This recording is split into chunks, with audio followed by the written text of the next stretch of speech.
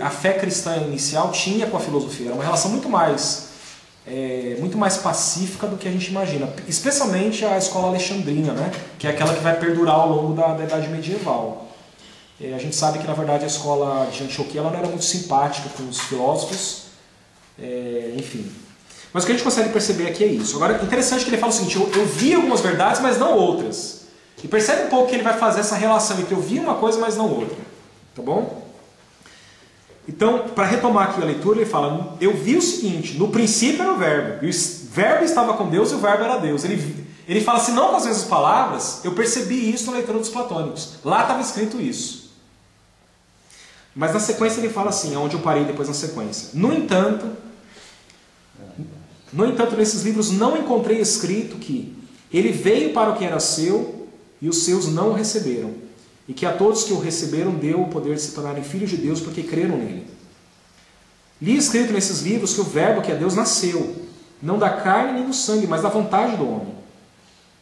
Não da vontade do homem, nem da vontade da carne, mas de Deus. Mas não encontrei escrito nesses livros que o verbo se fez carne e habitou entre nós. Aí encontrei expresso de muitos e diversos modos que o Filho, tendo a condição divina, não considerou como usurpação ser igual a Deus, porque ele o é por natureza. Mas esses livros não dizem que ele se esvaziou a si mesmo e assumiu a condição de servo, tomando a semelhança humana. E achado em figura do homem, humilhou-se e foi obediente até a morte de cruz. Por isso Deus o ressuscitou dos mortos e o agraciou com o nome que está acima de todo nome, de modo que ao nome de Jesus todo joelho se dobre dos seres celestes, dos terrestres e dos que vivem sobre a terra, e toda língua confesse que o Senhor Jesus está na glória de Deus Pai. A Bíblia do Agostinho é um pouquinho diferente da nossa. Encontrei aí que o teu Filho unigênito, eterno contigo, permanece imutável antes e acima de todos os séculos.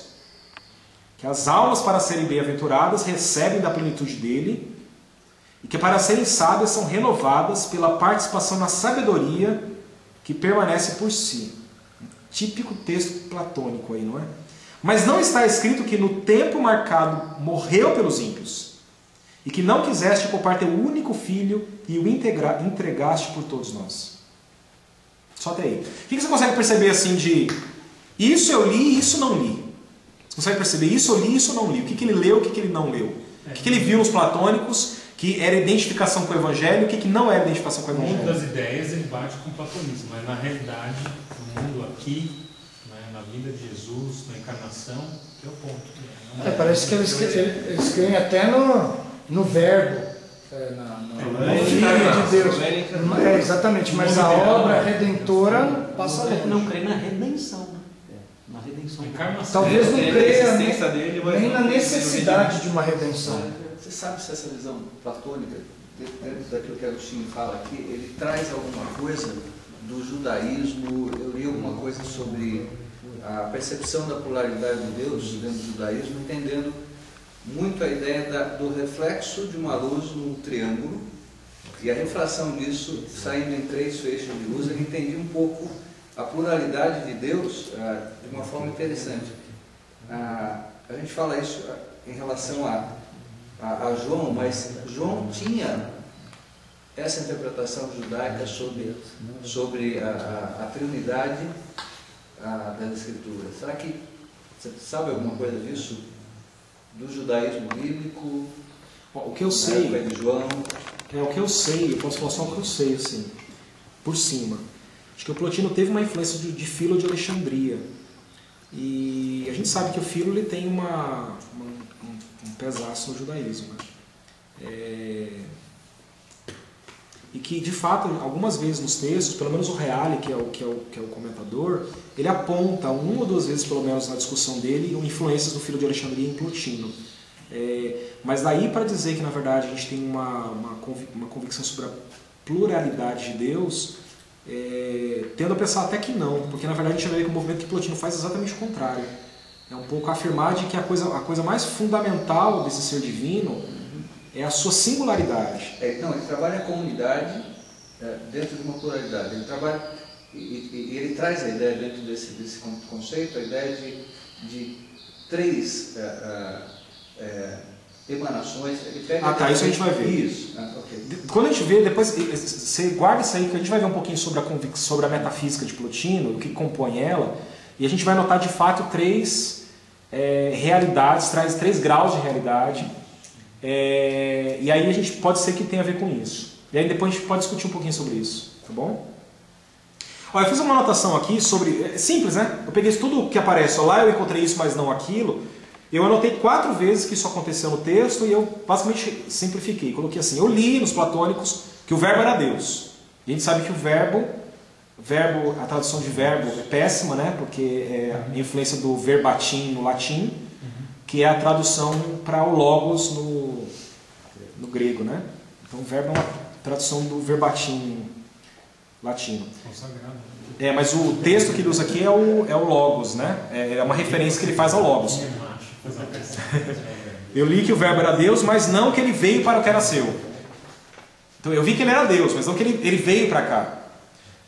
Os platônicos têm uma profunda dificuldade de acreditar que o divino ele se materializa. No mundo das sombras, né? Imagina.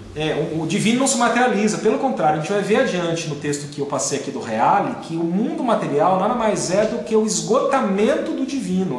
No esgotamento do divino é que nasce o material. A segunda coisa ali, o verbo que é Deus nasceu. Nesse sentido é importante ter a ideia de que é óbvio que aqui Agostinho usa o termo nasceu, não no sentido que a gente usa o termo nasceu. Não no sentido de nasceu como vindo de uma barriga de uma mulher. Apesar de ser isso que o evangelista João tem em mente, não é assim que Agostinho se apropria do texto. O Agostinho se apropria do texto para dizer, eu vi que o verbo que é Deus nasceu nesse sentido de que ele veio à existência. Eterna geração.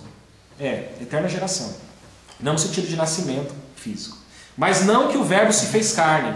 Vamos que ele desloca a ideia do nascimento com se fazer carne. Seria, a tradução foi gerado, né? Em inglês nasceu, né? Foi gerado. Essa aqui, isso que quer dizer. Na verdade eu estou pegando um pouco o próprio texto do Agostinho, mas a ideia é de gerado. Ele foi gerado no sentido de foi trazido à existência. Mas, e de novo, esse trazido à existência não no sentido cronológico, no sentido lógico. Essa ideia do eternamente gerado mesmo.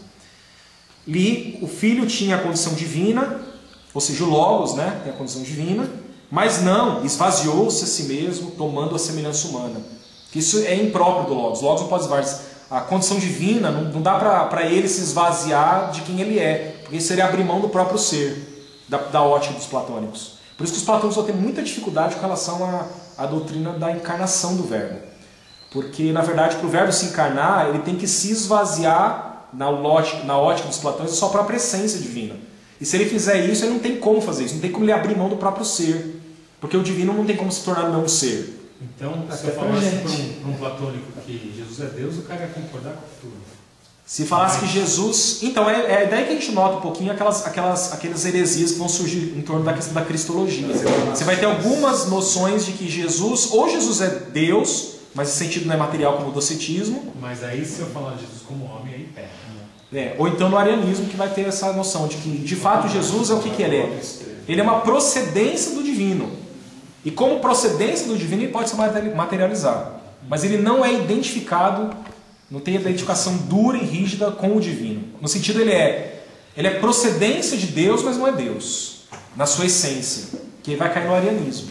Mas a gente nota muito claramente a dificuldade que no cristianismo mais primitivo a gente tem de lidar com a doutrina que foi estabelecida por Platão. A dicotomia muito rígida entre o mundo intelectual, o mundo das ideias, e o mundo das realidades materiais. Mas a gente é influenciado também por essa dicotomia na cultura ocidental, né? É muito influenciada pelo material e o espiritual, são realidades separadas, né? É por isso que as pessoas têm muita dificuldade de ver Jesus como Deus. Mesmo dentro das igrejas. Há uma dificuldade em conceber na mente das pessoas a realidade da divindade completa de Jesus. Sempre é uma noção mais de um homem muito santo, o Filho de Deus, em algum sentido, que seja inferior à própria divindade. Talvez seja herança dessa mentalidade que foi se sedimentando no nosso. E que está lá. A nossa mente está É interessante que a mentalidade animista, né, que o pessoal considera tão primitiva, né, enxerga a realidade de forma diferente, as categorias são diferentes. O mundo espiritual e o mundo real, físico, né, são muito próximos. Né? Você tem a categoria criador e criação. Né? E na criação não depende se é uma categoria palpável, física, sensível ou não. Né? Quem está errado? Né? Eles estão mais próximos do que a gente. O C.S. Lewis escreveu uma frase, eu li para o Thomas outro dia essa frase lá em casa e deu risada com a pegada do cara. Ele falou assim: você não tem uma alma, você é uma alma, você tem um corpo. Onde você leu isso? Qual livro? Foi uma citação que Isso no Lewis. do C.S. Lewis. Incrível, não é cristianismo por simples, né? Acho que não. Não lembro, Não. foi. Acho que As não. Crônicas de Nárnia. Foi uma. Não foi na abolição do homem, não? Não foi uma citação dele no outro livro, eu acho que no livro do Yancey, eu acho. Mas eu estava fazendo uma revisão literária e aí eu encontrei essa frase Que nós não somos, nós não temos alma. você não tem uma alma, você é uma alma, você tem um corpo. Você é uma alma com um corpo. Isso é totalmente platônico. Momentaneamente. A ideia de que sem corpo você continua existindo. Por falar nisso, você é um... O corpo é que é secundário. A gente tem a ideia de que a alma é um anexo. Não, o corpo que é um anexo. Nesse momento você tem um corpo. O corpo é o anexo. Agora, dentro da doutrina... É que a questão, dentro da doutrina cristã, nós somos o quê? Corpo e alma. Esse é o ponto, nós somos corpo e alma. É por isso que vamos ser Não dá ressurretos. para falar, nós somos só alma, nós somos só corpo, nós somos corpo e alma. De alguma maneira, algo da nossa... Algo de nós é rompido na hora da morte. E ele se fez alma vivente. E que vai ser sanado na ressurreição. A essência Gente, envolve. vamos voltar aqui. Vamos. Tranquilo, dá para ver um pouquinho então como na verdade, que para mim eu queria destacar esse primeiro texto como na verdade Agostinho ele identifica. Só lembrando que esse capítulo, o título desse capítulo, de acordo com a versão que eu tenho aqui, que é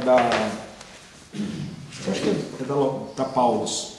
O título é A Busca da Verdade. É o capítulo imediatamente anterior à conversão de Agostinho, ao capítulo sobre a conversão, que é o 8. E na perspectiva de Agostinho, é que eu não tive como acrescentar esse texto, porque a gente vai ter que fazer seleção de texto, é o platonismo que salva o Agostinho do maniqueísmo. É o platonismo que salva o Agostinho do maniqueísmo. E é a encarnação que salva o Agostinho do platonismo. É a grande doutrina. São os passos. Foi do extremo. Né? Inclusive, eu vou pegar um próximo texto para vocês verem como foi importante para Agostinho. Ele identifica como foi fundamental esse movimento. Como foi Deus que proporcionou esse movimento para ele, como ele entende assim. Mas Agostinho ele inova nas confissões exatamente ao mostrar que a conversão dele não teve uma história de conversão. Toda a vida dele foi a história de conversão. Sim. Desde o nascimento. A história da conversão dele começa quando ele nasceu. Aí começa a história da conversão dele, quando ele nasceu. Ele vem mostrando como Deus agiu em todo o tempo até a experiência em Milão. É a nossa história. Até o momento em que ele chama aquilo de conversão. Não teve aquele aquele êxtase. teve, né? Mas isso foi parte de processo. toda a história. Eu comecei a ser salvo quando eu nasci.